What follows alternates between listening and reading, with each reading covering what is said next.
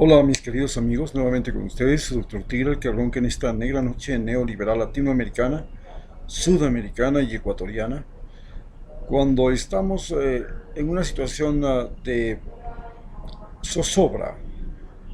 Y la razón es que el ejército con todos sus tanques ha salido a las ciudades a proteger al presidente Lenín Moreno y su política.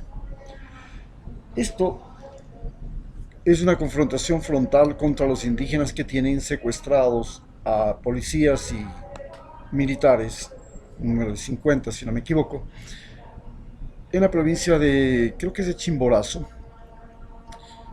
cuando los policías fueron a reprimir junto con los militares, pues los indígenas los rodearon y ahora los tienen detenidos. Ante esto es la reacción de las Fuerzas Armadas que han militarizado, pero con armas pesadas, toda la estructura. El asunto es dar señales de poder.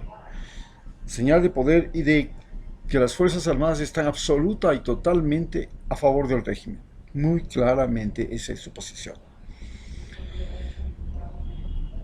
Pero la pregunta que nos hacemos ahora es si esta protesta y esta salida de las Fuerzas Armadas, esta movilización y posiblemente la represión que tenemos encima, este encubrimiento de las Fuerzas Armadas al presidente Lenín Moreno,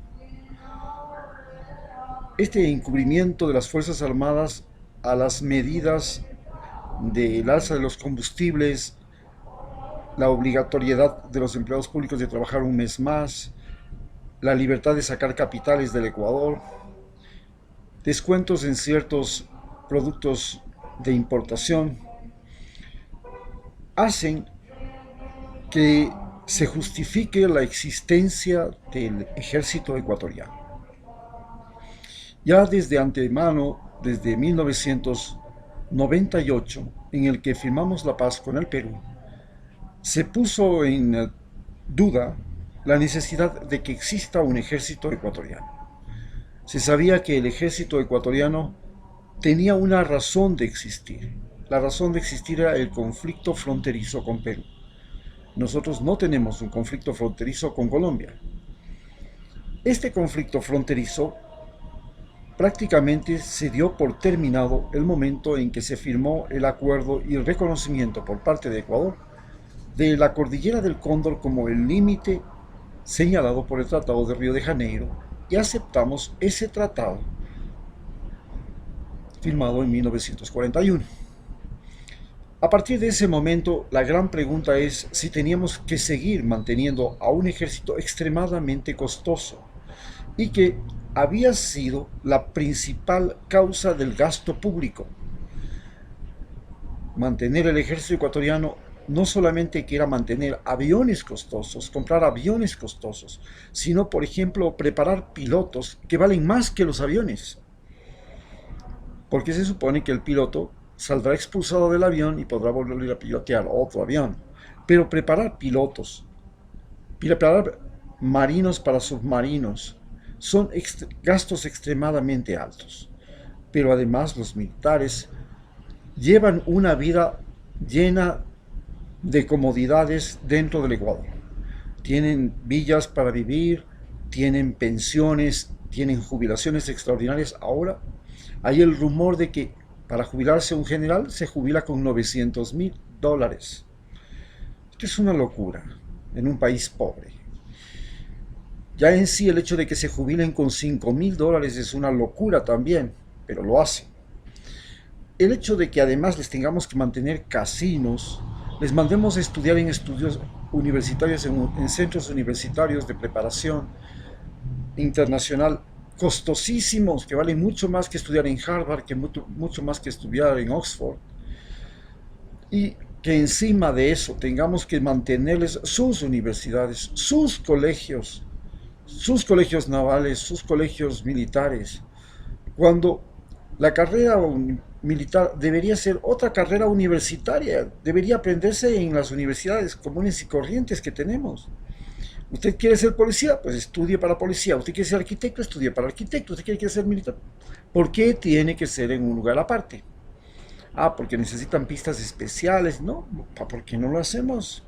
Hacemos las mismas pistas. En lugar de que estén en una universidad aparte, que es la de ellos, ¿por qué no lo hacemos en la universidad central? En las universidades estatales, en las universidades públicas. Y si tienen que hacer entrenamiento físico, ¿por qué no los hacemos y los entrenamos en los centros de alto rendimiento? Bueno, eso es parte del fenómeno militar, que tienen que aprender a utilizar armas y que cuesta armas, muy bien.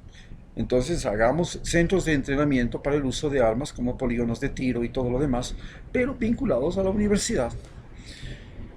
Sin embargo, lo más importante es que ¿para qué necesitamos aviones de combate extremadamente caros? ¿Para qué necesitamos misiles?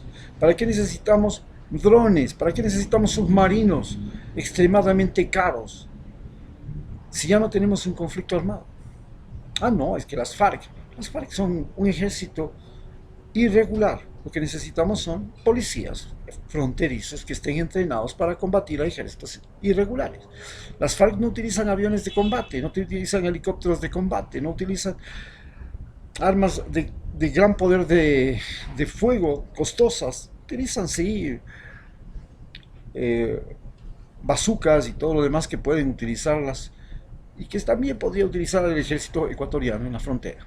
Pero no sería el ejército ecuatoriano, tendríamos que ser una policía fronteriza, tendríamos que ser una policía naval, tendríamos para evitar que circulen los piratas, que vengan los barcos, que haya tráficos de productos vedados en otros países. Y es así, porque lo que ahora tenemos es un ejército, unas fuerzas armadas que son costosas, son realmente inútiles. ¿Por qué? Porque las Fuerzas Armadas ecuatorianas son para engordarlas en tiempo de paz, para defenderlas en tiempo de guerra, porque ellos reclutan a todos los conscriptos y a todos los soldados y mandan a todas las reservas a llamar, y ellos son los últimos en morir, los oficiales y las tropas oficiales. Primero mueren los conscriptos y todos los que quieren eufóricamente ir a morir. Y finalmente son el mayor peligro que tiene la democracia. Sostienen a gobiernos, sostienen a dictaduras, sostienen a medidas económicas que van contra el pueblo. Y el pueblo es el que les da de comer, es el pueblo al que pertenecen sus familias, es el pueblo el que les da la educación a sus hijos, es el pueblo el que le da la protección a sus padres. Todo el Ecuador hace eso, sin embargo, ellos están al servicio de los Estados Unidos. El gran problema de las Fuerzas Armadas ecuatorianas es que en la época de la colonia los soldados eran mucho más honestos que los soldados en la época de la República, porque en la época de la colonia eran soldados ecuatorianos, muchos de ellos mestizos, muchos de ellos indígenas, que pagaban, se entrenaban y funcionaban al servicio de la corona española, pero era muy claro, estábamos al servicio de la corona española y del clero católico. Esa era su función y todos sabían para qué estaba el ejército. Cuando llegamos a la independencia, se dice que el ejército ecuatoriano está al servicio de los ecuatorianos para protegerles, sus límites, darles seguridad, ayudarles en momentos de calamidad. Y entonces la gran pregunta es, entonces, ¿por qué diablos la embajada norteamericana es la que decide quién es el oficial, quién es el ministro, quién es el que, qué armas tienen que usar, cómo se entrenan, para qué, por qué nosotros tenemos que darles al ejército norteamericano bases militares en el Ecuador? Si eso va contra la Constitución. Lo correcto y lo fundamental es que los Estados Unidos, que es una potencia mundial, que tiene un ejército, una tecnología y un alto presupuesto, y que está viviendo la Tercera Guerra Mundial y quiere ser actor en esa Tercera Guerra Mundial y nos quiere utilizar a nosotros como sus aliados, bueno, se haga cargo de todo el ejército ecuatoriano y pague los uniformes y pague los equipamientos y pague todo, y no nosotros los ecuatorianos. Y la siguiente cosa es, ok, señores norteamericanos, ustedes quieren tener una base en Ecuador, una en Galápagos y una en Manta. Perfecto, nadie discute. Vengan, tengan las bases militares. Porque a ustedes lo que les interesa es tener una capacidad de reacción rápida, ¿no es cierto? Eso es lo más importante. Es más importante que tener un gobierno aliado. Lo importante es tener una capacidad de reacción rápida, militarmente hablando, y eso se consigue con bases militares, porque realmente para otro tipo de reacción no necesitan bases militares. Ustedes pueden desde el satélite observar hasta la placa de los automóviles en los países. ¿Para qué diablos necesitan bases militares? Si desde el espacio nos pueden observar todo. La reacción rápida es la única justificación que tienen para tener bases militares en el mundo, que tienen cerca de 700. Pero en el caso de Ecuador, nosotros no tenemos ningún problema en que ustedes tengan bases militares aquí.